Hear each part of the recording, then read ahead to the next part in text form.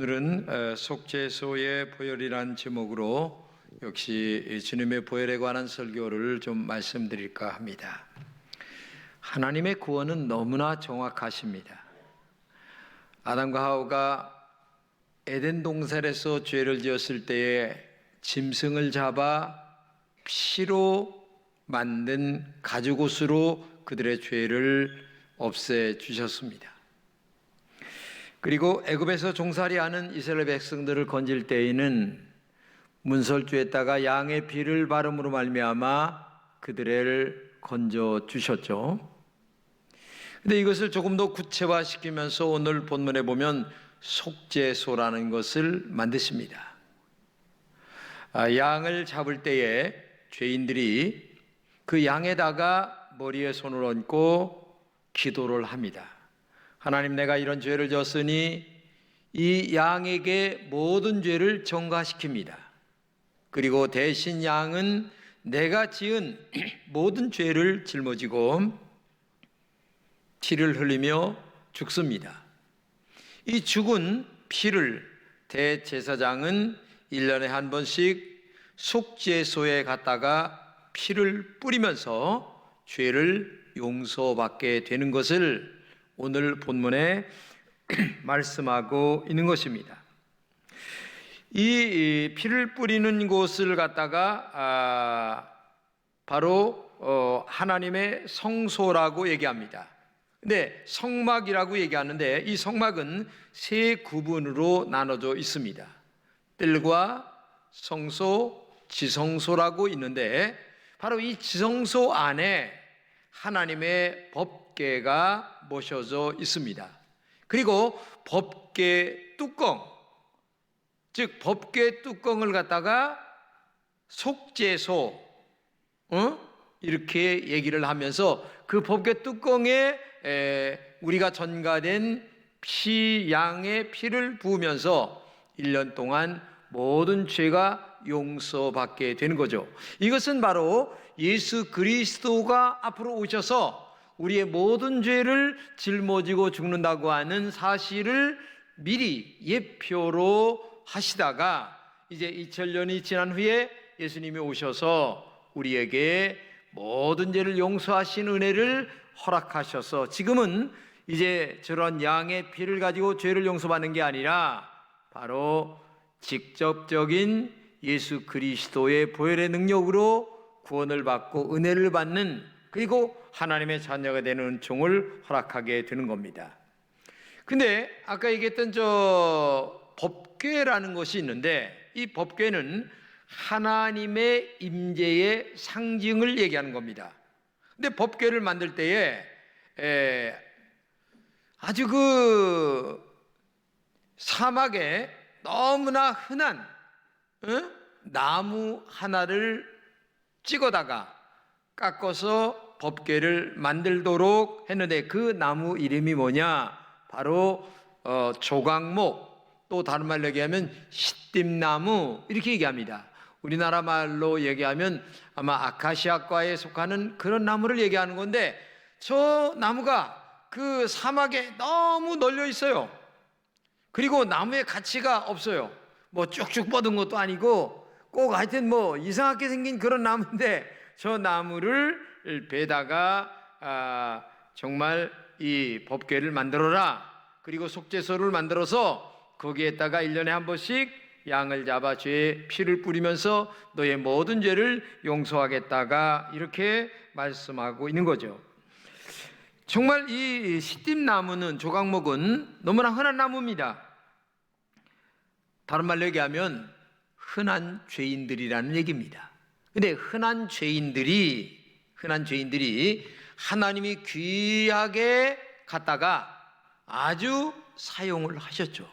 그리고 거기다가 금을 안과 밖으로 발라서 사용을 하는 겁니다. 한마디로 얘기하면 이 죄인들이 너무나 흔하지만 하나님의 은혜로 죄인을 귀하게 쓴다, 구원받게 한다, 천당 가게 한다. 그것도 금을 바르는 것 마냥 예수 그리스도의 보혈로 발라서 너희들을 귀하게 쓴다. 그런 말을 우리에게 상징적으로 보여주고 있는 거죠. 그러므로 여러분과 제가 하나님의 은혜로 구원받은 이 은총을 얼마나 감사하며 살아가야 되는가를 정말 마음속에 날마다 감격적으로 느끼며 살아가야 되는 겁니다. 금으로 싸는 것 마냥 우리의 마음과 그리고 우리의 온 머릿속과 그리고 우리의 내면의 세계를 하나님의 예수 그리스도의 보혈로 우리의 모든 것을 싸서, 하나님은 조각목을 보시는 게 아닙니다. 조각목 대신 금을 보시는 것 마냥 금보다 귀한 예수 그리스도의 보혈을 우리에게 보시면서 구원의 거룩한 백성으로 인도하신다는 사실을 우리가 알아야 됩니다. 그런데 이 법궤 안에는 세 가지가 들어있어요. 첫째는 뭐냐면 하나님의 언약의 돌판, 즉 십계명판이 들어있습니다. 그 말은 다른 말로 얘기하면 구원받은 너희들은 하나님의 말씀 중심으로 살아야 된다는 것을 우리에게 말씀해 주고 있는 것입니다. 모세가 하나님의 은혜 가운데 호렙산에서 십계명을 받은 그 돌판, 깨진 돌판이 여기에 들어가 있고, 두 번째는 이스라엘 백성들이 광야 40년 동안 평생을 먹고 살았던 하늘에서 내려온 만나 항아리가 거기에 들어 있습니다. 여러분, 40년 동안 농사를 지을 수 있었어요? 없었어요. 그런데 하늘에서 매일 만나가 내려옵니다. 그 만나를 먹고 40년을 살았어요. 근데 그 말은 다른 말로 얘기하면 너희들이 살아가는 것은 너희들이 돈 벌고 애쓰고 노력하는 것 같지만 실상은 내가 건강도 주고 돈 벌 수 있는 지혜도 주고 은혜도 주고 능력도 주었기 때문에 네가 돈 벌고 사는 거야. 그러니까 네가 먹고 사는 게 아니라 내가 먹고 살도록 해주기 때문에 먹고 사는 거야. 생명을 연장시켜주기 때문에 네가 사는 거야 라고 하는 근본적 살아가는 원인과 이유는 하나님의 은혜임을 우리에게 알려주는 하나의 상징적 의미가 이 만나 항아리라고 하는 사실을 우리에게 말씀해주고 있다는 사실을 여러분 알아야 되고요. 그리고 아론의 쌍난지팡이가 있습니다. 근데 이 쌍난지팡이의 이야기를 하려면 성경을 좀 봐야 돼요. 민수기 16장입니다. 레위의 증손 그와세 자손 이스라엘의 아들 고라와 르우벤 자손 엘리압의 아들 다단과 아비람과 벨렛의 아들 온이 당을 짓고 이스라엘 자손 총회에서 택함을 받은 자 곧 회중 가운데에서 이름 있는 지휘관 250명과 함께 일어나서 모세를 거스르니라. 이 말은 무슨 말이냐면 모세가 지도자가 되어서 이스라엘 백성들을 이끌고 가나안 땅으로 들어가는데 모세에게 대항하는 무리들이 생기게 됐어요. 그러니까 이게 지도자를 대항하니까 이스라엘 백성들을 끌고 갈 참 어려움이 있는 거예요. 근데 놀랍게도 하나님께서 그 250명이라는 그 당을 지었던 무리들의 두목들을 다 불로 태워 죽입니다. 그리고 12지파의 대표를 상징하는 사람들을 뽑으라. 그래가지고 그들에게 지팡이를 가지고 나와라. 이 지팡이는 마른 막대기죠. 그런데 아론과 다른 11지파 대표들과 함께 지팡이를 가지고 나왔는데 밤이 지나고 나니까 아론의 지팡이에서만 싹이 나고 꽃이 핀 거예요. 그 말은 다른 말로 얘기하면 내가 너희들을 가나안 땅으로 인도해 갈 때에 진정한 영적 지도자는 모세다. 모세에게 함부로 덤비지 말아라. 함부로 덤볐다가 너희들 죽어 라고 하는 그 상징적 의미를 그들에게 부여하기 위하여 아론의 쌍난지팡이라고 하는 그 물건을 이 법궤 안에 집어넣어서 항상 이 세 가지를 기억하라는 얘기죠. 말씀대로 살아라. 하나님의 은혜로 너희들이 먹고 산다는 것을 알아라. 진정한 지도자는 정말 주님이 세운 종이다 라고 하는 이 세 가지 의미를 꼭 깨닫게 하기 위하여 이렇게 했다고 하는 사실을 우리가 알아야 되는 거죠. 근데 더 중요한 것이 있어요. 본문 22절입니다. 거기서 내가 너와 만나고 속죄 소위 곧 증거계 위에 있는 두 그룹 사이에서 내가 이스라엘 자손을 위하여 내게 명령할 모든 일을 내게 이르리라. 자, 여러분 이게 굉장히 중요한 게 뭐냐면은 이 법궤라고 하는 곳, 그리고 법궤 뚜껑을 증거궤, 또 다른 말로 얘기하면 속죄소 이렇게 얘기합니다. 그러니까 한마디로 얘기하면 이 법궤에서 하나님을 내가 만나 주겠다라고 하나님이 약속을 하는 거죠. 다른 말로 얘기하면 1년에 한 번씩 죄를 지은 내가 양에게 안수하여 내 죄를 전가시킨 양이 대신 죽어서 피를 뿌려지는 그 속죄소의 제사를 통하여 내가 너희와 만남을 상징적으로 해주겠다고 하는 하나님의 그 약속의 의미가 들어있는 것이 이 법궤와 속죄소와 증거궤라고 하는 것을 우리가 알아야 됩니다. 근데 이 지성소에는 아무나 들어가는 게 아니에요. 1년에 한 번씩 대제사장이 한 번 들어가는데 대제사장도 잘못하면 그대로 죽어요. 그래서 이 옷자락 끝에 방울을 달고 들어가요. 방울을 달고 들어가서 딸랑딸랑 소리가 나면 지금 제사를 드리고 있구나. 근데 만약에 잘못해서 죽어, 그러면 딸랑 소리가 안 나면 이게 죽은 걸로 알고 갈고리로 끄집어내야 되는 거죠. 그만큼 하나님의 권위와 상징과 능력이 증거되는 곳이 이 지성소라고 하는 이 법궤라고 하는 곳이 있는 곳이 그렇게 무게감이 하나님의 거룩함이 상징적으로 증거되는 곳이다 라는 것을 우리가 알아야 되는데, 놀랍게도 거기서 뭐라고 얘기하냐면 내가 거기서 너희와 만나리라 이렇게 말씀하고 있어요. 근데 이 말에는 몇 가지 의미가, 첫째는 하나님의 임재의 상징입니다. 이 법궤가 있는 곳에는 항상 낮에는 구름 기둥과 밤에는 불 기둥으로 하나님이 임재하고 있다고 하는 상징적인 표시가 늘 함께하고 있었어요. 그리고 두 번째는 하나님과의 만남이에요. 이 성막 속에서 제사를 통하여 만나고, 또 제사 드릴 때 하나님의 음성을 들음으로 말미암아 만나고, 그러면 오늘의 이 영적 성막은 어디냐? 하나님의 교회죠. 하나님의 교회고 하나님의 말씀이에요. 그렇기 때문에 하나님의 교회 올 때에 여러분과 제가 가져야 될 가장 중요한 영적 자세는 뭐냐? 내가 하나님을 만나러 간다. 말씀을 통하여, 기도를 통하여, 선포되는 말씀을 통하여 내가 하나님의 음성을 듣기 위하여 간다 라고 하는 이 영적 자세가 우리에게 날마다 함께 있을 때에 이게 진정한 교회를 나오는 영적 자세임을 우리가 알아야 되고, 세 번째는 내가 거기서 이스라엘 백성들을 향하여 모든 것을 내게 알게 하리라. 만날 뿐만 아니라 하나님이 지시하시는 것들을 말씀을 통하여 알려준다고 하는 것을 우리가 알아야 되는 거죠. 그렇기 때문에 예배 시간에 말씀을 통하여 여러분들이 주의 음성을 듣고 주께서 나에게 말씀하시는 음성을 듣는다고 하는 것이 얼마나 중요한가를 여러분들이 알아야 돼요. 그래서 정말 정해진 시간, 정해진 약속된 장소에서 선포되는 말씀을 들으면서 주의 말씀을 내가 듣는다라고 하는 것들을 알아야 되고요. 네 번째는 하나님의 기적을 체험하는 놀라운 은혜가 있어요. 법궤가 있는 곳에 기적이 있었습니다. 대적들과 싸움을 할 때에 법궤를 메고 가면 항상 전쟁에서 이겼어요.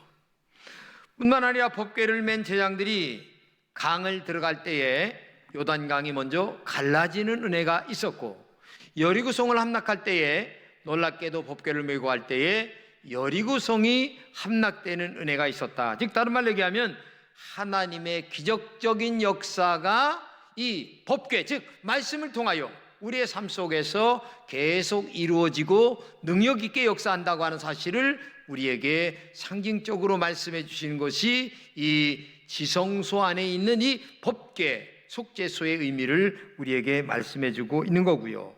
그리고 다섯째는 죄를 용서받는 곳입니다. 아까도 얘기했지만은 1년에 한 번씩 양을 잡아 바치는데 양의 머리에다가 손을 얹고 기도를 하면서 하나님 내가 이런 죄를 졌습니다.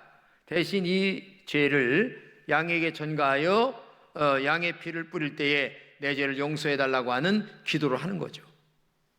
내가 안수하고 기도하고 그 다음에 제사는 대제사장이 가서 드리고 피를 뿌리면서, 이게 굉장히 중요한 의미예요. 그래서 이 법궤의 뚜껑을 속죄소, 죄를 속하는 곳, 그 다음에 시은소, 다른 말로 얘기하면 하나님의 은혜가 내려오는 곳, 이런 의미를 우리에게 갖고 있는 거죠. 신앙은 법궤 안에 정말 하나님의 은총 속의 보혈로 우리의 죄가 용서받는다고 하는 사실을 영적으로 우리에게 말씀해 주고 있는 것입니다. 속죄소에 양의 피가 뿌려지듯이 예수님의 보혈이 오늘도 우리의 심령 속에 믿음을 통하여 뿌려질 때에 죄가 용서받는다는 사실을 우리가, 그래서 정말 하나님의 은혜로 우리가 구원을 받고 천당 간다, 이것을 우리가 믿어야 되는 거죠. 그러므로 히브리서 9장에는 이렇게 얘기합니다. 피 흘림이 없이는 죄사함이 없다. 우리가 제단에 나올 때 언제나 제물을 하나 가지고 나와야 됩니다. 제물을 가지고 나오는데, 진짜 제물은 헌금이 아니에요. 헌금이 아니고 진짜 제물은 뭐냐? 하나님, 오늘 내가 죄인 중에 괴수입니다 라고 하는 진실한 고백 자체가 영적 제물이에요. 이 영적 제물을 가지고 나와 하나님 앞에 죄를 가지고 정말 고백을 할 때에 예수 그리스도의 보혈이 우리의 모든 죄를 감싸 주시고 그 다음에 제물로 받으셔서 용서해 주시는 그 은혜를 가지고 나오는 것이 진짜 영적 제물이라는 얘기죠. 그것을 외적으로 표현할 때에 뭐가 없으니까 마음으로 고백을 하는데 없으니까 헌금은 그냥 거기에다가 정말 드리는 거고요. 진짜 제물은 내가 죄인임을 고백하는 마음, 영적 자세, 진실된 심령, 이것이 진짜 고백임을 우리가 알아야 돼요. 그래서 이 법궤의 뚜껑을 갖다가 뭐라고 얘기합니까? 속죄소, 증거궤, 또 다른 말로 얘기하면 시은소, 이렇게 얘기합니다. 시은소라는 말이 뭐예요? 한마디로 얘기하면 하나님께서 너의 은혜를 이렇게 덮어주시는 은혜가 있다. 속죄소가 덮는다라고 하는 말이거든요. 그렇기 때문에 오늘도 여러분과 제가 하나님 앞에 나올 때 그냥 덜렁덜렁 나오는 게 아니고, 내가 일주일 동안 지은 죄, 정말 태어날 때부터 가지고 나온 원죄, 얼마나 큰 죄인가를 알고 하나님 앞에 내가 죄인 중에 괴수입니다. 오늘도 주님의 거룩한 성령의 보혈로 나의 죄를 씻기셔서 새로운 마음으로 한 주간을 또 살아갈 수 있는 은혜를 허락해달라고 하는 그 거룩한 영적 제물을 하나님 앞에 가지고 나와야 될 줄로 믿습니다. 그래서 요한일서 1장 9절에 이렇게 얘기합니다. 만일 우리가 우리 죄를 자백하면 저는 미쁘시고 의로우사 우리 죄를 사하시며 모든 불의에서 우리를 깨끗게 하실 것이요. 네, 시편 30편 1절입니다. 허물의 사함을 얻고 그 죄의 가리움을 받은 자는 복이 있도다. 예, 허물의 사함을 얻고 그 가리움을 받은 자가 복이 있다는 거죠. 그러니까 최고의 제물인 내가 죄인입니다라고 하는 그걸 가지고 나와 고백을 할 때에 하나님께서 가리워 준다는 거죠. 덮어준다. 하나님의 은총으로 말미암아 너희들의 모든 죄를 덮어주시는 은혜, 이거를 받는 것이 최고의 축복이다. 이걸 여러분 알아야 돼요. 그러므로 오늘의 속죄소가 되시는 예수 그리스도 앞에 우리의 죄를 가지고 나와 날마다 은혜의 보혈로 씻겨주시는 은총을 입는 여러분 되시기를 진심으로 축복합니다. 히브리서 4장 16절입니다. 그러므로 우리가 긍휼하심을 받고 때를 따라 돕는 은혜를 얻기 위하여 은혜의 보좌 앞에 담대히 나아갈 것이니라. 네, 은혜의 보좌 앞에 담대히 왜? 담대히라고 하는 말은 용기 있게 나가라는 얘기예요. 근데 내가 나를 볼 때는 용기 있게 나갈 수가 없어요. 왜? 죄가 뭐 물 먹든 마시는 곳이 우리니까. 그런데 예수님의 보혈을 가지고 담대하게 나가라니까요. 예? 내가 나를 볼 때에도 부끄럽고 죄송스럽지만 예수님의 보혈을 가지고 담대하게 나가서 하나님 앞에 나는 죄인입니다, 용서해 주세요, 이렇게 기도하면 하나님께서 용서의 은혜가 우리에게 있을 줄로 믿습니다. 근데 문제는 우리에게 두 가지 질병이 있어요. 뭐냐면은 하나님의 이 십자가의 은혜를 알지 못하는 경우가 있고, 또 하나는 하나님의 십자가 은혜에 대한 불신입니다. 이것 때문에 사도 바울은 자기 자신도 그러기 때문에 통탄했어요. 로마서 1장 21절입니다. 하나님을 알되 하나님으로 영화롭게도 아니하며 감사치도 아니하고 오히려 그 생각이 허망하여지며 미련한 마음이 어두워졌나니 스스로 지혜 있다 하나 우둔하게 되어 썩어지지 아니하는 하나님의 영광을 썩어질 사람과 금수와 버러지 형상의 우상으로 바꾸었느니라. 신앙생활을 오래 했지만 하나님을 알고 예수님의 보혈도 압니다. 근데 한마디로 얘기하면 감격이 없다는 거예요. 너무 무뎌졌어.